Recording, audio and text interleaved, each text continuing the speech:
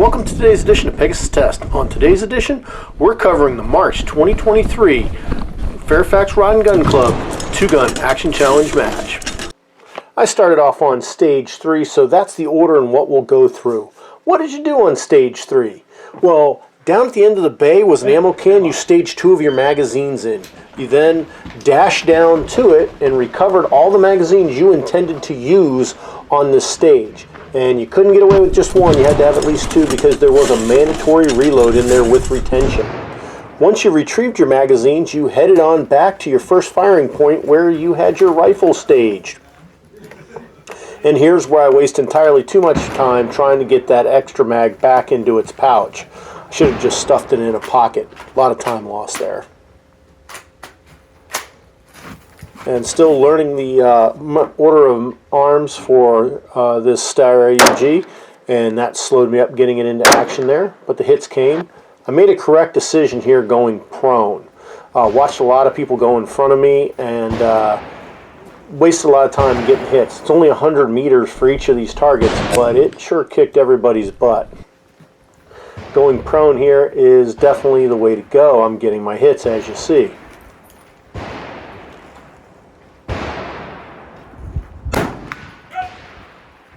And because that's working so well, when I get down to here where I have to perform the mandatory reload, I'm like, no, I'm going to kneel. Because, you know, this is going so well, I can get away with kneeling. Well, that's a more unsteady position. And then got my hit, realizing, oh, I got to put that mag back. Got the other one out of the pouch, and then got it back into my pocket. At least I was smart there. And then adopted a completely crappy kneeling position. This is basically low offhand. It's no support whatsoever. If I had crouched down lower, I would have done better, and hence taking all those shots.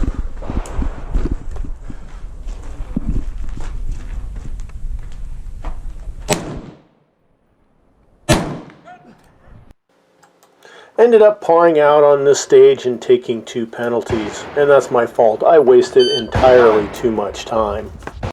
Alright, moving on to stage 4, lateral Cassarda drill.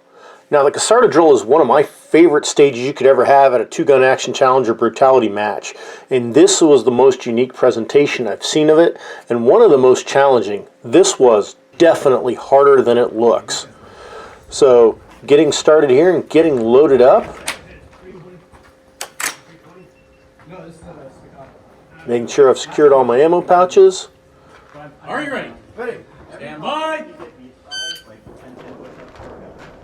Collect that hit, and then start throwing the kettlebell. Now, one of the things I will maintain, as you see, I'm getting some really good throws here. Cassarda drill is not about brute strength. Cassarda drill is about technique. There you go. Over. Also, you got to go where the bell lands. A lot of guys chucked it way past that end point, and that actually increased the amount of throws they had to make later on. But I do this with no wind-up. I just grab the thing and throw it. Because whatever time you waste on that wind-up, you do not make up in the little bit of extra distance you get. You just can't get enough extra distance out of it to justify the time. Now here, the hits weren't coming. Part of it is I'm shooting offhand. The other part of it is still not used to that AUG trigger. It is like a crappy trigger on a Taurus 357 Magnum Shorty. And to top it off, if you look real closely, you'll notice I'm shooting with my reading glasses because dumbass here forgot to bring his safety glasses, so I had to adapt and overcome. And yeah, wasn't quite getting that sight picture because the dot was sitting right on the edge where the glasses were in my field of view. So had to really kind of work out and find the best place to shoot it with. Luckily figured it out here and picked up the hit. And just maintaining the technique was getting good things, even though I'm starting to get a little gassed here and just kind of stepping at a fast pace rather than running as you saw at the beginning. But got it across the line. Get over here. Takes a couple shots, but I'm going to pick up that hit.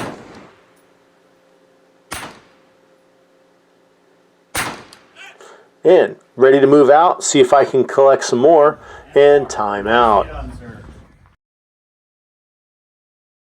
All right, moving on to stage 1. A lot happening on this stage. Let's go through it. So you started out at a ladder prop where you had targets at 100, 200, and 300 meters. You had to engage them in a 1-2-3, 1-2-3 pattern. Once you got 6 hits, you grounded your rifle, dashed over to the pistol section where you had 6 targets. 5 of them you could engage freely. For the 6, you had to drop your mag, take 1 high-value shot, make it or break it. Take that penalty if you don't get it. Then dash back to the ladder and get 6 more hits in a 1-2-3, 1-2-3 pattern. Let's watch and see what happens. This is the view through the GoPro. Not the best view, but it does do very good at showing you just how far the target's away because you cannot even see them. Here on this stage, employing the magnifier was definitely the way to go. Also, the sun had really come out nice and bright, and I am starting to become a very big fan of green dots over red dots. Something I didn't really think would make a difference, but in fact, it actually does. So, grounding the rifle, moving out with purpose here. Now, one of the things of this match that I was doing was testing out the rig I intend to use at Hatila 23 and Finnish Brutality 23 over in Finland in their TST division. And using a GIM-12 holster on a drop leg extender, it works well enough, but it's definitely not the speediest rig that there ever was. And clearing up that bonus shot, getting it holster up. You can see that just takes some time, and even then I'm still not 100%. I got it engaged, so just to be safe, I held the flap down just in case. Didn't want to take a DQ because my pistol decided to go a different direction than I was going. Now here we've got the view through the rifle cam. Once again, target's really hard to see. It was also tough as a shooter because they were almost in line with each other. The 100-yard target was a little off to the left, 200 in the middle, and 300 right. But when I say in the middle, I'm saying like it would look like they were all standing shoulder to shoulder. So target discrimination was a big deal here. While I balanced on the top and braced, hits didn't come as quickly as they did the first time around, and probably in retrospect, the right answer was to take a knee and shoot on a different rung of this ladder, but c'est la vie.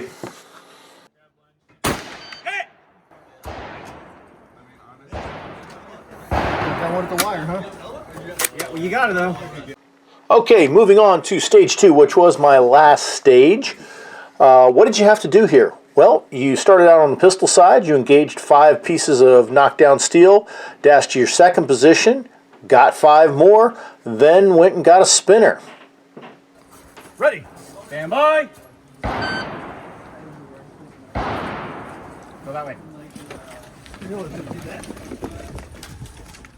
And just as I thought I did the whole time I was ROing, I forgot to move up first. But ended up working out okay.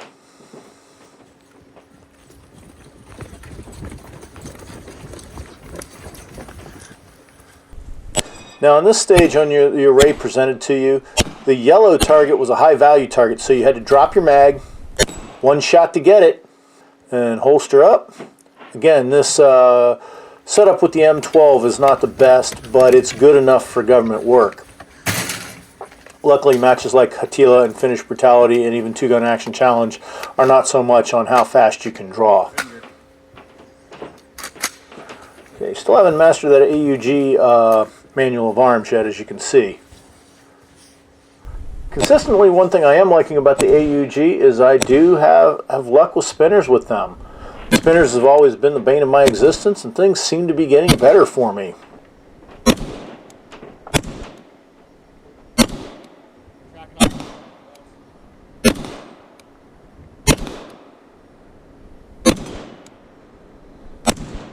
Now, I probably would have got it over even faster. The trigger pull is just nasty on this thing.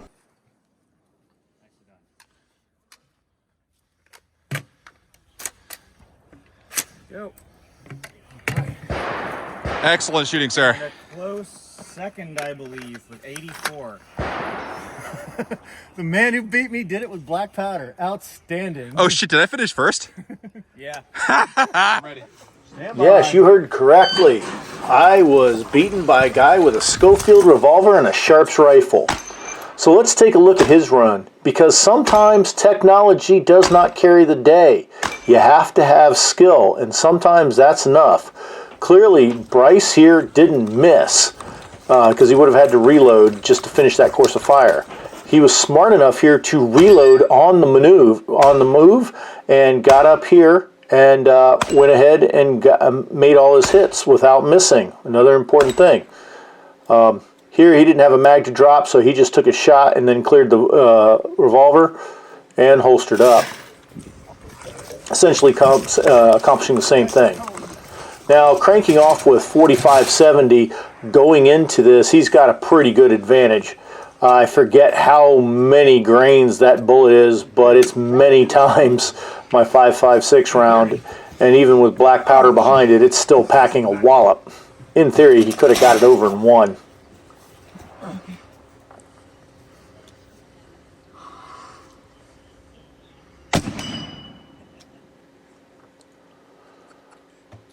As you can see here, one shot got it moving. Being as accomplished as he is with this rifle, he got reloaded quickly, able to maintain that momentum on the spinner, and boom, over it went.